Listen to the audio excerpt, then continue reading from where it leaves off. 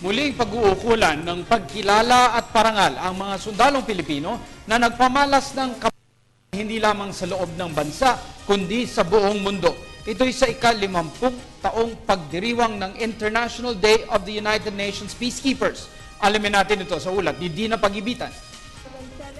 Isang pagkilala na naman sa ating mga bayaning sundalo sa kanilang kabayanihan, hindi lamang sa bansa, kung hindi sa buong mundo ang isinagawa sa pagdiriwang ng International Day of United Nations Peacekeeper na nagsimula pa noong 1948. Sa Pilipinas, ito na ang ika-50 taon ng commitment ng bansa sa pagpapadala ng mga sundalo upang maging peacekeepers sa United Nations. Dumalo sa nasabing pagdiriwang ang Armed Forces of the Philippines at Philippine National Police, kung saan kinilala ang mga piling sundalo at pulis dahil sa kanilang natatanging kontribusyon at pamumuno sa iba't ibang parte ng mundo bilang peacekeepers. In our bilateral and multilateral engagements, we continue to bear in mind the need to develop the peacekeeping capabilities of our armed forces.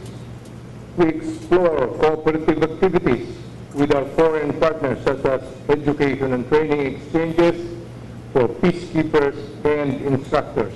Matatandaan noong nakalipas na buwan ng Marso lamang, ang Syrian rebels ang may 21 peacekeepers na nagmo-monitor ng ceasefire zone sa pagitan ng Israel at Syria.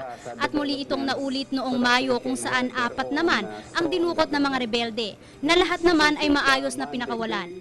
Sa kabila nito, nanindigan ng Department of National Defense na hindi ititigil ang pagpapadala ng mga peacekeepers sa UN, ngunit pangunahing titingnan pa rin nito ang kaligtasan ng mga Pilipinong peacekeeper. Ang sa atin kasi it's a commitment, it stays a commitment as yung sa international community. Siyempre, we would all like to see peace in all areas.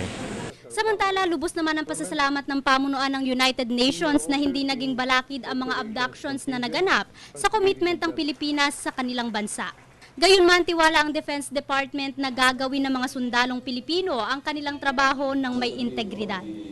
Para sa Telebisyon ng Bayan, ako si Dina Pagibitan.